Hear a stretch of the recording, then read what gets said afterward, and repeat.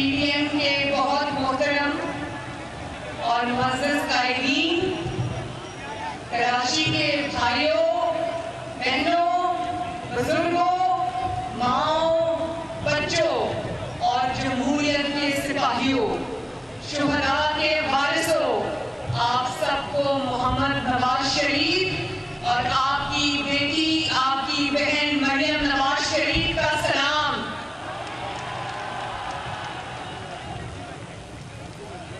راول بھٹو زرداری صاحب اور Pakistan Peoples party سعید علی صاحب، بہت اچھا آپ نے بات کی۔ میں آپ کا تہہ دل سے شکریہ ادا کرتی ہوں، آپ کی دعوت کا، آپ کی میزبانی کا، آپ کی شفقت کا بہت بہت شکریہ۔ آج PDM آپ کی میزبانی کا، آپ کی شفقت کا بہت بہت شکریہ۔ آج PDM جلسے کے بہانے کراچی میری بہت سال کے بعد آمد ہوئی، اور آج جب میں کراچی آئی تو مجھے بے نظیر بھٹو شہید کی یاد آ گئی۔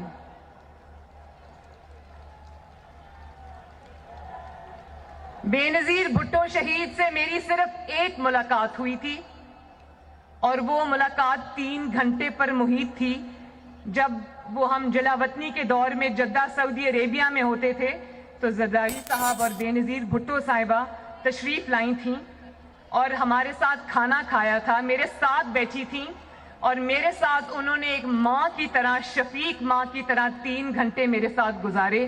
مجھے آج بھی وہ بات نہیں بھولتی، مجھے وہ آج بھی ملاقات نہیں بھولتی۔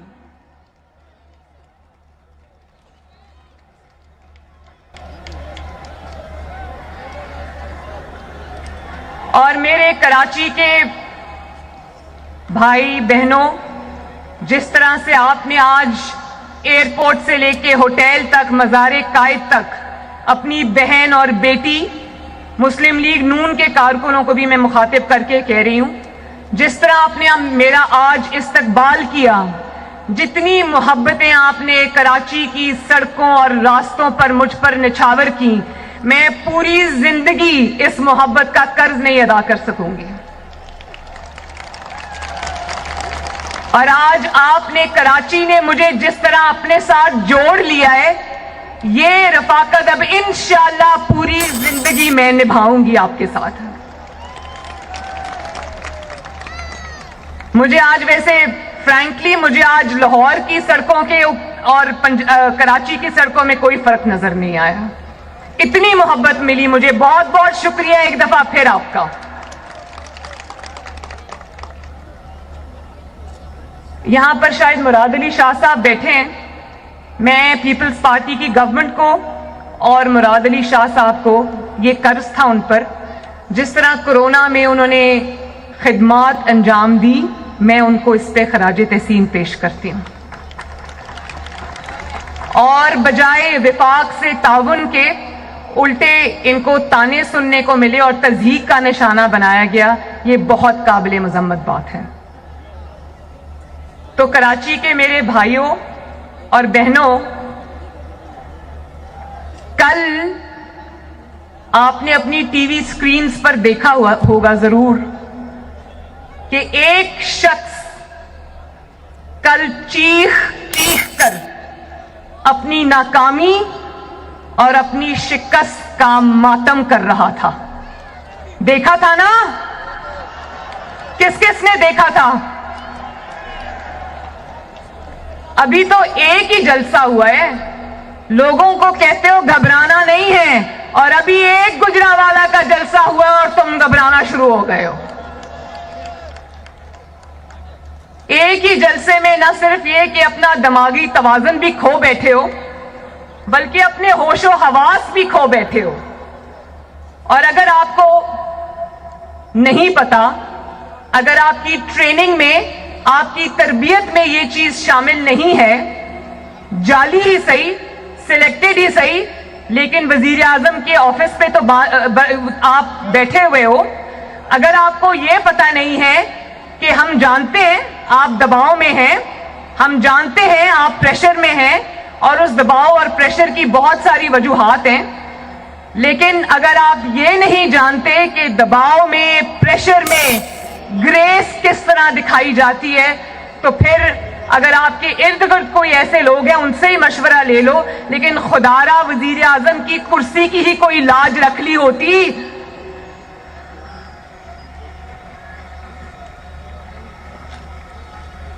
تقریر کے ایک ایک لفظ سے، آپ کی حرکات اور سکنات سے آپ کا خوف جھلک رہا تھا، اور یہی خوف آج پاکستان کی عوام آپ کے چہرے پہ دیکھنا چاہتی ہے۔ دیکھنا چاہتے ہو نا یہی خوف؟ یہ آپ کی طاقت کا خوف ہے جو عمران خان کے چہرے پہ آج ٹی وی پہ کل آپ نے دیکھا، ٹی وی کی سکرینز پہ کل آپ نے دیکھا۔ اور اگر پریشر میں کس طرح ریاکٹ کرتے ہیں، یا جب حکومتی معاملات میں اتار چڑھاؤ آتے ہیں، اگر آپ کو نہیں آتا، اگر آپ کو سکھانے والا کوئی نہیں ہے، تو نواز شریف سے سیکھ لیا ہوتا۔ 126 دن تم وزیر اعظم ہاؤس کے باہر بیٹھے رہے، کنٹینر پہ چڑھ کر خالی کرسیوں سے خطاب کرتے رہے، اور شارع دستور کے اوپر جمہوریت کی قبریں کھودتے رہے۔ نواز شریف نے تو ایک دن بھی آپ کا نام لینا گوارا نہیں کیا۔ نواز شریف نے تو ایک دن بھی پریشر نہیں لیا۔ نواز شریف نے تو ایک دن بھی گھبرا کے الٹی سیدھی باتیں نہیں کی۔ آج بھی تمہیں حسرت رہے گی، نواز شریف تمہارا نام بھی نہیں لے گا۔ اس کی وجہ یہ ہے کہ تم بڑوں کی جو لڑائی ہے اس میں بچوں کا کوئی کام نہیں ہے۔ بھئی تم کس خوشی میں اچھل رہے ہو؟ تمہارا نام کس نے لیا ہے؟ تم تو پہلے ایک تابعدار، اور تمہیں جعلی اور سلیکٹڈ ہونے کی تنخواہ اس پاکستانی قوم کو لاکھوں روپے میں ادا کرنی پڑ رہی ہے۔ اور آپ کا تو مخاطب بھی عوام نہیں ہوتے۔ کراچی کے لوگوں، اس کا مخاطب آپ نہیں ہوتے۔ جب وہ خطاب کرتا ہے تو اپوزیشن کو خطاب کرتا ہے، یا وہ نواز شریف سے مخاطب ہوتا ہے، یا اس کو مریم نواز کی تکلیف ہے، یا اس کو بلاول بھٹو اور مولانا فضل الرحمان صاحب کی تکلیف ہے۔ وہ آپ سے مخاطب نہیں ہوتا، وہ ہم سے مخاطب ہوتا ہے، اور عوام تو، اور یا وہ ان سے مخاطب ہوتا ہے جو اس کو لے کر آئے ہیں۔ عوام سے وہ مخاطب نہیں ہوتا۔ میں نہ عمران خان کا نام لینا پسند کرتی ہوں، نہ اس جعلی انسان کو میں وزیر اعظم مانتی ہوں، نہ میں نے اس کی جعلی حکومت کو کبھی تسلیم کیا ہے، اور میں اس کے الزامات کا جواب دینا بھی جو ہے وہ بلو ڈگنیٹی سمجھتی ہوں۔ لیکن کل اس نے ایک ایسی بات کی جو میرے شاید مذاق اڑانے کی غرض سے کی گئی تھی، لیکن اس سے یہ جو خواتین یہاں بیٹھی ہوئی ہیں، مجھے کہا کہ یہ بچی ہے لیکن نانی ہے۔ تو میں اللہ تعالیٰ کا بہت شکر ادا کرتی ہوں کہ میں صرف ایک بچی نہیں، 2 بچوں کی نانی ہوں ماشاءاللہ۔ یہاں ذرا ہاتھ کھڑا کریں، کتنی خواتین نانی ہیں، کتنی خواتین دادیاں ہیں؟ تو بتاؤ کہ کتنا خوبصورت رشتہ ہوتا ہے یہ، ہوتا ہے نا۔ میری نواسی کا نام جو کہ اب ماشاءاللہ 3 سال کی ہے، اس کا نام سرینا ہے، اور ایک اور میرا نواسا ہے جو ابھی 3 مہینے کا نہیں ہے، اس کا نام محمد ہے۔ تو میں یہ بتا دوں کہ جب میں تھکی ہوتی ہوں، مجھے تھکاوٹ ہوتی ہے، تو میں اپنی بیٹی کو کہتی ہوں کہ دونوں بچوں کو میرے پاس لے آؤ۔ یقین کریں کہ تھکاوٹ دور کرنے کا اور دل کی خوشی کا میرے پاس اس سے بڑا کوئی علاج نہیں ہے۔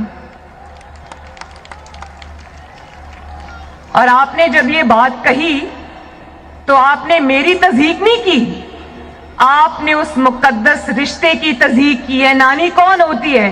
ماں کے پاؤں کے نیچے جنت ہوتی ہے, وہ ماں کی بھی ماں ہوتی ہے. آپ نے اس رشتے کی تضحیق کی.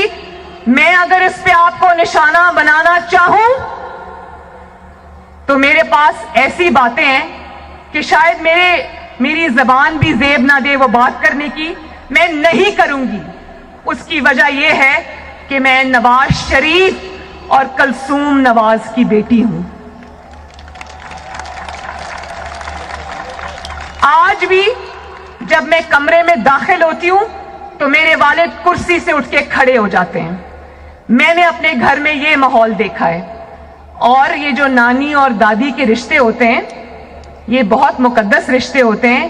یہ نصیب والوں کو ملتے ہیں اور اللہ تعالیٰ کی سب سے بڑی نعمتوں میں سے ایک نعمت ہوتی ہے, اور ان کو ملتے ہیں جو اپنے رشتے نبھانا جانتے ہیں, جو رشتوں کی قدریں جانتے ہیں, جو رشتوں کا احترام جانتے ہیں, جو خاندان کی اقدار کو جانتے ہیں, سمجھتے ہیں, اس کے پابند رہتے ہیں. اور یہاں میں ضرور یہ ذکر کرنا چاہوں گی کہ جتنے بھی قائدین یہاں پر موجود ہیں وہ انتخابی میدان میں شاید ان میں سے کچھ ہمارے حلیف ہوں اور کچھ ہمارے حریف ہوں. مولانا فضل الرحمان صاحب جب مجھے ملتے ہیں تو میرے سر پہ بیٹیوں کی طرح ہاتھ رکھتے ہیں. جو آصف زرداری صاحب ہیں وہ مجھے بیٹی کہہ کر پکارتے ہیں.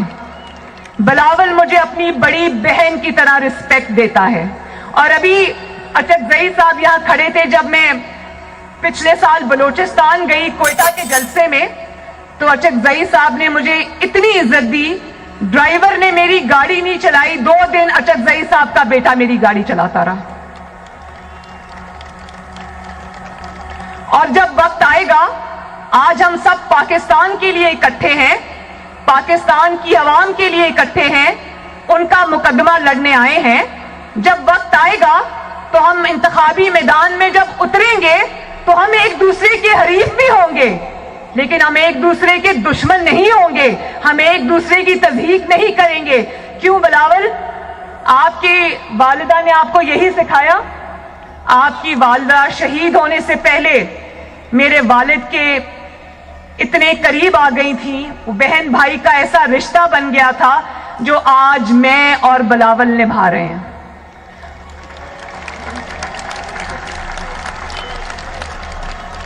اور بلاول, آؤ مل کے آج یہ وعدہ کریں کہ ہم مخالفت میں کبھی اتنے آگے نہیں جائیں گے جو روایات آج عمران خان اور اس کی جماعت نے ڈال دی ہیں, اس کے جو 200 ترجمانوں کی فوج نے ٹی وی پہ ڈال دی ہیں.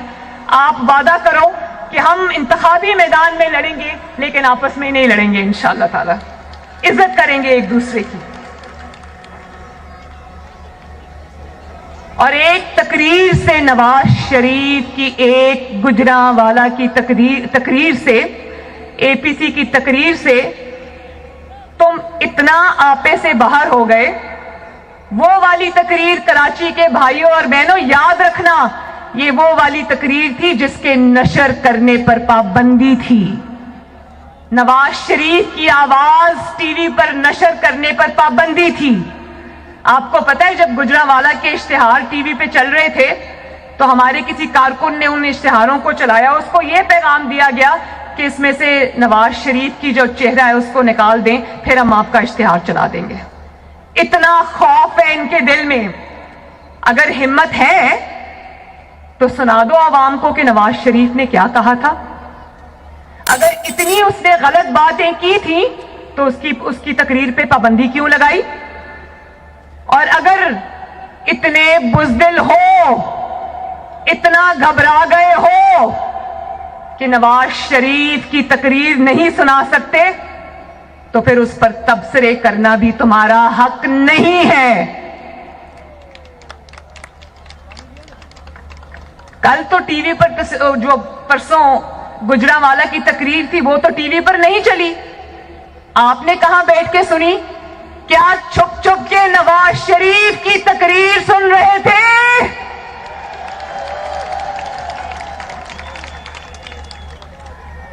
और फिर कहते कहते रुक गए कल अपनी तकरीर में कि नैब हमारे साथ है, नैब मेरे साथ है।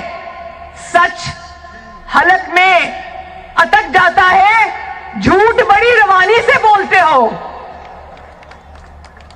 तो कराची के अवाम को यह बताओ जो उनको ना पता हो, कौन नहीं जानता कि नैब इमरान खान के हुक्म पर चलती है? कौन नहीं जानता? कराची वालों जानते हो ना? हाथ उठा के जरा बताओ, जानते हो ना कि नैब किसके इशारे पे काम करती है? हम जानते हैं, कराची जानता है, दुनिया जानती है कि ना सिर्फ नैब तुम्हारे कब्जे में है बल्कि FIA और FBR और SECP और जितने भी इदारे हैं उस सब पर तुमने एक गासिब की तरह कब्जा जमा के तुम बैठे हो। अरशद मलिक जैसे जज तुम्हारे साथ हैं। अरशद मलिक की वीडियो देखी थी ना? देखी थी मेरे कराची के बहन भाइयों?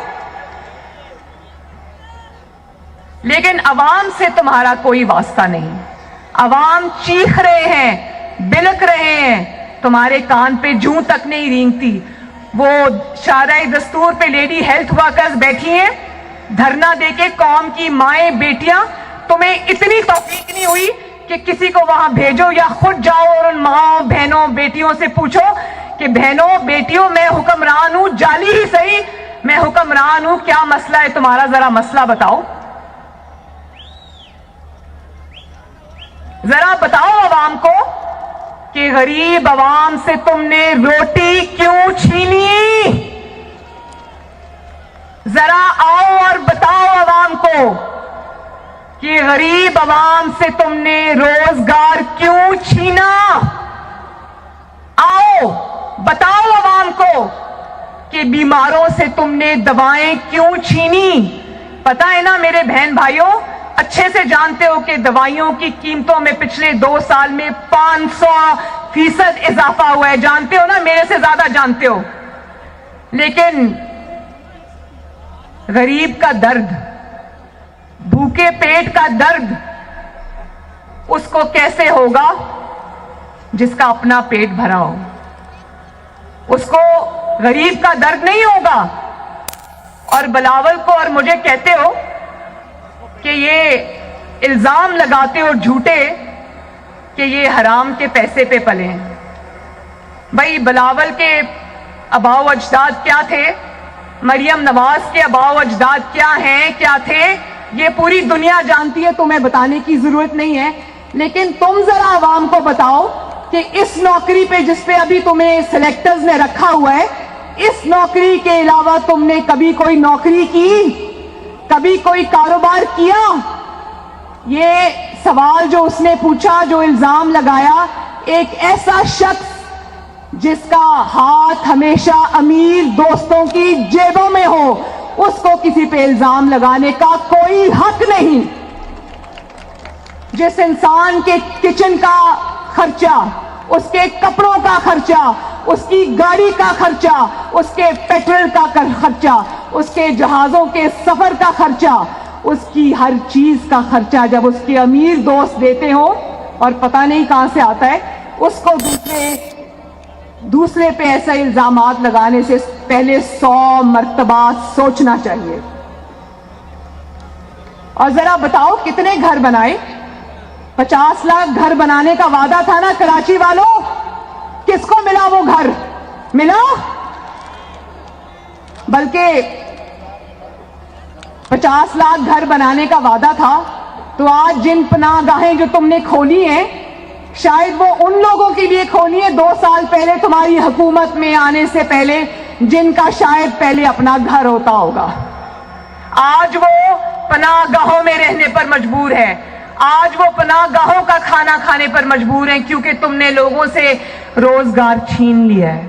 तुमने लोगों से आटा, चीनी, उनके 2 वक्त का खाना छीन लिया है। लोगों के चूल्हे ठंडे हो गए हैं। और ये भी बताओ, 1 करोड़ नौकरियों का वादा था ना कराची के बहन भाइयों? एक हाथ खड़ा करे, 1 करोड़ नौकरियों में से कितनी नौकरियां मिली है यहां पर? ملی ہے؟ ذرا زور سے بتاؤ، ملی ہے نوکریاں؟ نوکریاں ملنی تو دور کی بات، جن کے پاس نوکریاں تھیں ان کی نوکریاں بھی جاتی رہیں۔ نہ صرف نوکری پیشہ افراد بے روزگار ہو گئے، بلکہ خاندانوں کے خاندان بے روزگار ہو گئے ہیں۔ خاندانوں کے خاندان جو ہیں، لاکھوں اور کروڑوں میں ان کا نمبر جاتا ہے۔ جب آپ ایک کمانے والے سے نوکری چھینتے ہو تو اس کے 8-10 گھر والے جو کھانے والے ہوتے ہیں وہ اس سے متاثر ہوتے ہیں۔ اور بتاؤ، کراچی کے شہر میں تمہارے سب سے زیادہ جعلی ایم این ایز ہیں، کیا کراچی کے بہن بھائیوں ایک اینٹ بھی لگائی ہے ان ایم این ایز نے؟ لگائی ہے؟ کیا کوئی سڑک بنائی، کوئی شاہراہ بنائی، کوئی کام کیا؟ کچھ تو بتاؤ، کچھ تو کہو، کوئی ایک کارنامہ تو بتاؤ جو تم نے انجام دیا ہو۔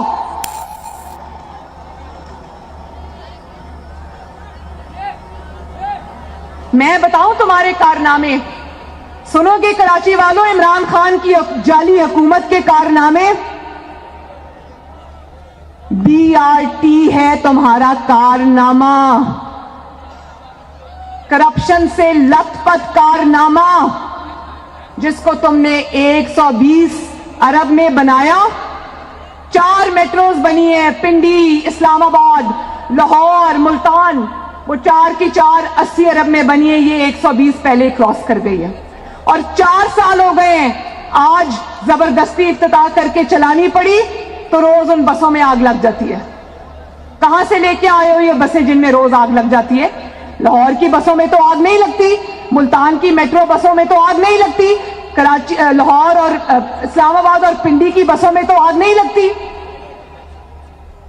بلین ٹریز ہے تمہارا کارنامہ، جس میں ابھی پچھلے دنوں خبروں میں آ رہا تھا کہ ایک ایک پودے میں تم نے کتنی کرپشن کی ہے۔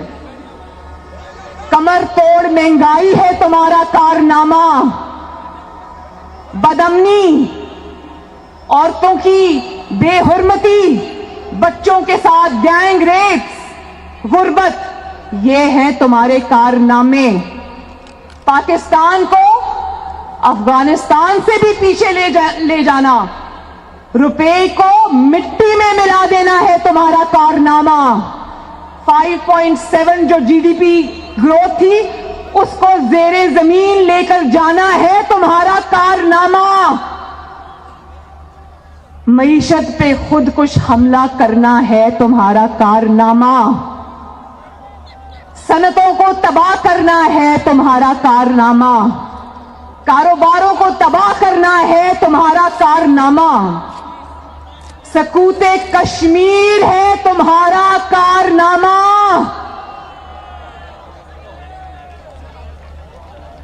کشمیریوں اور کشمیریوں کا لاکھوں شہداء کا مقدمہ ہار جانا ہے تمہارا کارنامہ۔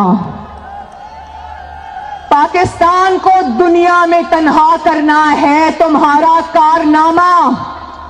پاکستان کو اس کے دیرینہ دوستوں سے، جن سے پاکستان کے ہمیشہ اچھے تعلقات رہے ہیں، ان سے پاکستان کو دور کرنا ہے تمہارا کارنامہ۔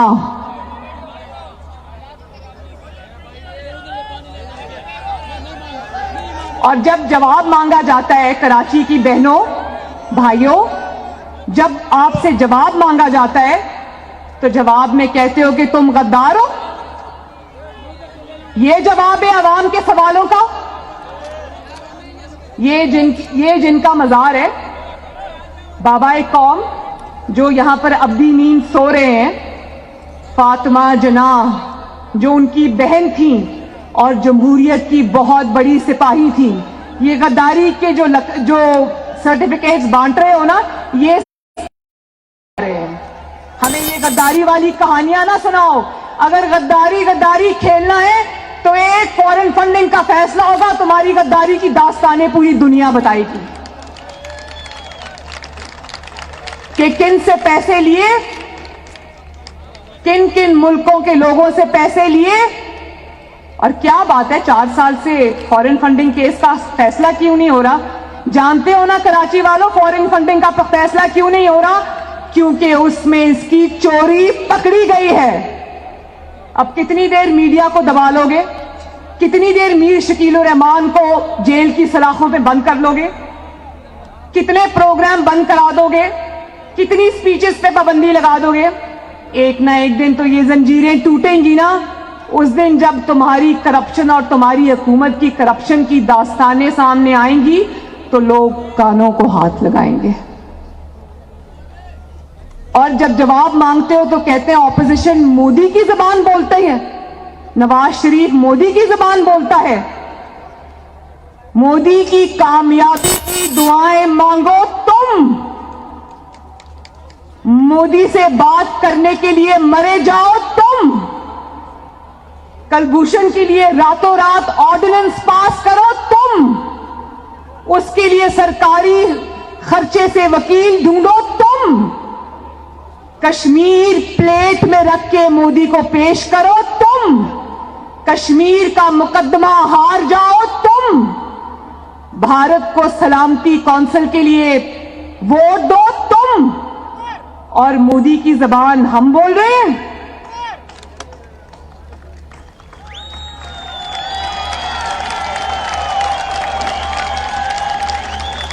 پانچ ایٹمی دھماکوں کے جواب میں 6 ایٹمی دھماکے کرے نواز شریف، دنیا بھر میں کشمیر کا مقدمہ لڑے نواز شریف، دنیا بھر میں برہان وانی جیسے کشمیر کے شہداء کا مقدمہ لڑے نواز شریف، مودی اور واجپئی اپنے دشمن ملک کی زمین پر خود چل کر آئیں، ان کو لانے والا نواز شریف، مینار پاکستان پر وہ کھڑے ہو کر پاکستان کو سلامی دیں وہ کروانے والا نواز شریف، فوج اور سیکیورٹی اداروں کی تنخواہیں بڑھانے والا نواز شریف، دفاعی بجٹ کو بڑھانے والا Nawaz Sharif, J F thunder بنانے والا نواز شریف، موٹر ویز جس کے اوپر پاکستانی جنگی جہاز اتر بھی سکتے ہیں اور ٹیک آف بھی کر سکتے ہیں، ان کو بنانے والا نواز شریف، دہشت گردوں کے خلاف 2 جنگوں کی قیادت کرنے والا نواز شریف، ضرب عزم اور رد الفساد جانتے ہو نا، ان کی قیادت کرنے والا نواز شریف، سیاچن میں فوجی مورچوں میں جا کر کھڑے ہونے والا، شہید بی بی بھی گئی تھی سیاچن میں جب وہ وزیر اعظم تھی، بطور وزیر اعظم نواز شریف اور شہید بی بی دونوں، جن کے اوپر آج غداری کے فتوے ہیں نا، یہ دونوں سیاچن کے مورچوں میں فوجیوں کے ساتھ کھڑے ہوئے تھے جا کے، ان کا حوصلہ بڑھایا تھا۔ اور مودی کی زبان ہم بول رہے ہیں، پھر کہتے ہو نواز شریف فوج کے خلاف بات کرتا ہے۔ جب تم سے تمہاری ناکامیوں کے بارے میں پوچھا جاتا ہے، تمہاری نالائکی کے بارے میں پوچھا جاتا ہے، تمہاری نااہلی کے بارے میں پوچھا جاتا ہے، تو جلدی سے جا کے فوج کے پیچھے چھپ جاتے ہو، جلدی سے جا کے فوج کی وردی کی پناہ لے لیتے ہو۔ ڈرپوک آدمی، تم فوج کو آلودہ کرتے ہو، تم فوج پر انگلیاں اٹھانے والوں کو تقویت دیتے ہو، فوج کو اپنی نالائکی چھپانے کے لیے، اپنی ناکام سیاست کے لیے استعمال کرتے ہو۔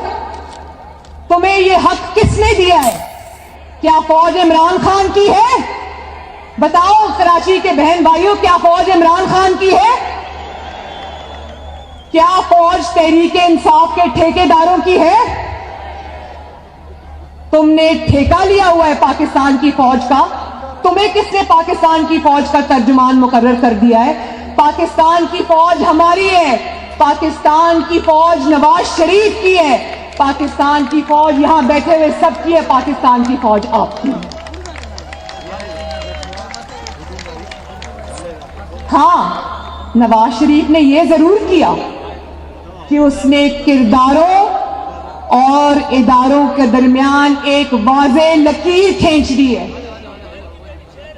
اس میں سپاہیوں، شہداء، پاکستان کے لیے اپنی جانوں کا نذرانہ دینے والوں کو، جن کی وردیوں پہ آج خون کے دھبے لگے ہوئے ہیں، ان ماں باپ کو جنہوں نے اپنے بیٹے سرحدوں پر شہید کرائے ہیں، دہشت گردی کے خلاف جنگوں میں شہید کرائے، ان کو نواز شریف بھی سلام کرتا ہے، ان کو مریم نواز بھی سلام کرتی ہے، ان کو پی ڈی ایم بھی سلام کرتا ہے، ان کو کراچی کے عوام بھی سلام کرتے ہیں. مگر ایک یا دو افراد، یاد رکھو کراچی کے بہن بھائیوں، ایک یا دو افراد ادارہ نہیں ہوا کرتے. ایک یا دو افراد اداروں کی بدنامی کا باعث بنا کرتے ہیں، اور جب وہ ادارے کی آڑ لیتے ہیں تو اس میں پھر ادارے کے اوپر ناقابل تلافی نقصان ہوتا ہے. اگر ہم آپ کو سلوٹ کرتے ہیں اور کریں گے، آپ ہماری فوج ہو، لیکن ہم ان کرداروں کی بات کر رہے ہیں.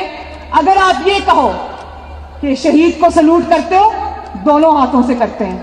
اگر آپ جان کے نذرانہ پیش کرنے والے کو سلوٹ کرتے ہو، دونوں ہاتھوں سے کرتے ہیں. آئین اور اپنے حلف پہ چلنے والے سپاہی کو، چاہے وہ میجر ہو یا وہ سپاہی ہو یا وہ کرنل ہو یا وہ بریگیڈیئر ہو یا وہ میجر جنرل ہو یا وہ کوئی بھی ہو، اس کو ہم سب سلام کرتے ہیں. لیکن اگر آپ یہ چاہو کہ عوام کے ووٹوں کو بوٹوں کے نیچے روند کے آنے والوں کو ہم سلام کرتے ہیں، تو یہ ہم سے نہیں ہوگا. جو حکومتیں بناتا ہے، حکومتیں گراتا ہے، سازشیں کرتا ہے، آپ کے ووٹ کی پرچی کو بوٹوں کے نیچے رونتا ہے، جو آپ کے منتخب نمائندوں کو ایک اقامہ پر اور تنخواہ بیٹے سے نہ لینے پر سازشیں کر کے وزیر اعظم ہاؤس سے باہر نکالتا ہے، جو عدالتوں پر اثر انداز ہوتا ہے. عدالتوں میں ججز کی ویڈیوز آ کے کہتے ہو کہ ہمارے پسند کا فیصلہ دو ورنہ تمہاری خیر نہیں. وہ ہمارا ہیرو نہیں ہے.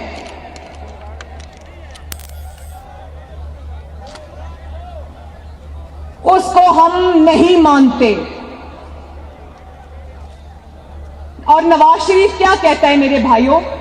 نواز شریف کہتا ہے سیاست میں دخل اندازی مت کرو. غلط کہتا ہے؟ ہاتھ اٹھا کے بتاؤ، کیا نواز شریف غلط کہتا ہے کہ سیاست میں دخل اندازی مت کرو؟ وہ کہتا ہے کہ عوام کے ووٹ کے اوپر ڈاکہ مت ڈالو، کیا وہ غلط کہتا ہے؟ وہ کہتا ہے کہ منتخب کرنے اور گھر بھیجنے کا اختیار پاکستان کی عوام کو، جو اللہ تعالیٰ کی نائب ہے اس دھرتی کے اوپر، صرف اس کو یہ اختیار ہے، یہ اختیار اور کوئی استعمال نہیں کر سکتا. تو کیا وہ غلط کہتا ہے؟ اور وہ کہتا ہے کہ عوامی نمائندوں کی تضحیک مت کرو. وہ کہتا ہے کہ ان کو ایک اقامہ پر گھر مت بھیجو. کیا وہ غلط کہتا ہے؟ وہ کہتا ہے کہ عوامی مینڈیٹ کی رسپیکٹ کرو، عوامی مینڈیٹ کی عزت کرو. جب وہ یہ کہتا ہے کہ عوامی مینڈیٹ کی عزت کرو تو وہ کہتا ہے کراچی کے عوام کی عزت کرو، سندھ کے عوام کی عزت کرو، پاکستان کے عوام کی عزت کرو. کیا وہ غلط کہتا ہے؟ اگر وہ کہتا ہے کہ اپنے حلف کی پاسداری کرو، آپ اپنے حلف کی پاسداری کرو، کیا وہ غلط کہتا ہے؟ یہی بات تو وہ دیکھو قائد اعظم کا مزار، انہوں نے بھی یہی بات کہی تھی. اگر آج وہ زندہ ہوتے تو اس قسم کے لوگ اللہ نہ کرے ان پر بھی غداری کے فتوے لگا رہے ہوتے. وہ کہتا ہے میڈیا کو آزاد کرو، وہ کہتا ہے میڈیا کو حق بات کہنے کی سزا مت دو، پیمرا کو حکم نامے جاری نہ کرو، چینلز کو فون نہ کرو کہ تمہارا فلاں بندہ ذرا زیادہ حق کی بات کرتا اس کو نوکری سے نکالو. پتہ ہے نا کراچی والوں کہ پچھلے دنوں میں کتنے جو صحافت کے صحیح جو صحافی تھے، حق بات کہنے والے، جن کی نوکریاں چلی گئیں. اگر وہ یہ کہتا ہے کہ میڈیا کو زنجیروں سے آزاد کرو تو کیا وہ غلط کہتا ہے؟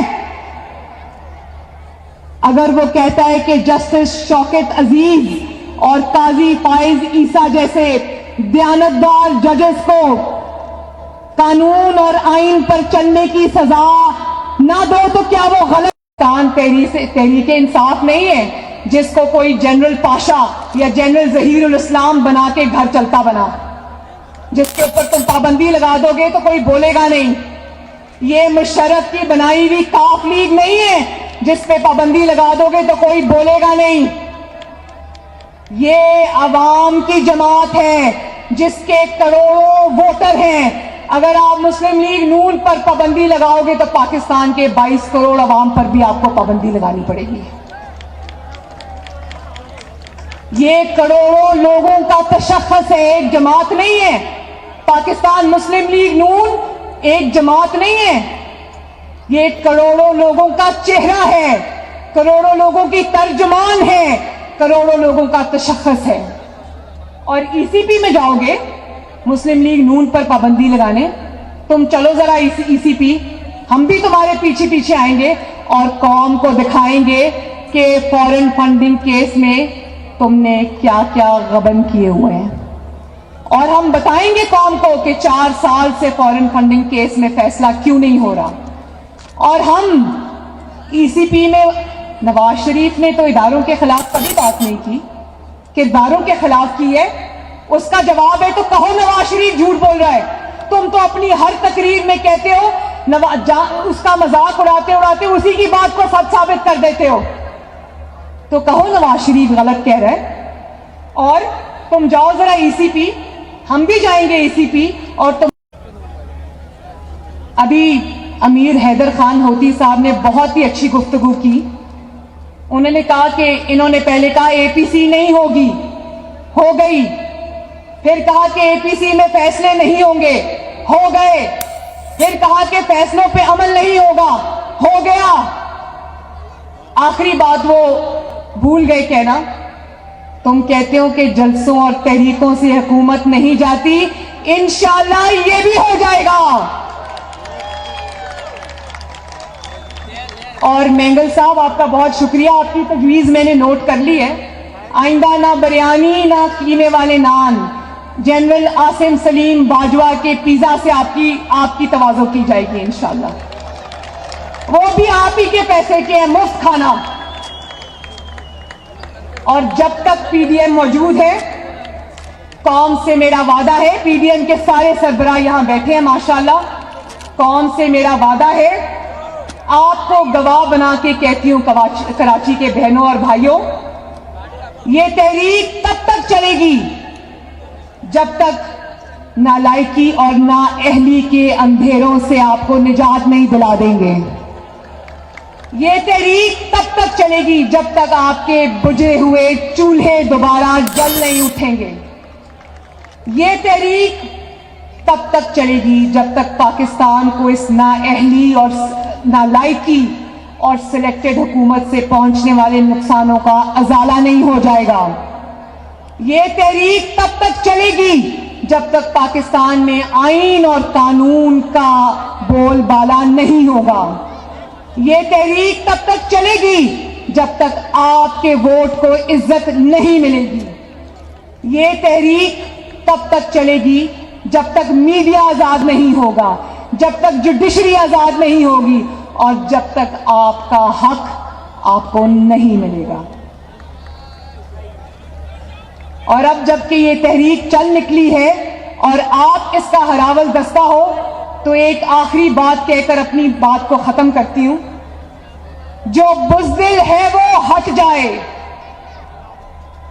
بولو، جو بزدل ہے وہ ہٹ جائے. اونچا بولو، مجھے آواز آنی چاہیے. جو بزدل ہے وہ ہٹ جائے، جو شیر ہے وہ ڈٹ جائے. کراچی زندہ باد. کراچی कराची के मेरे गयूर अवाम जिंदाबाद, पीडीएम जिंदाबाद, पाकिस्तान पाइंदाबाद। बहुत बहुत शुक्रिया।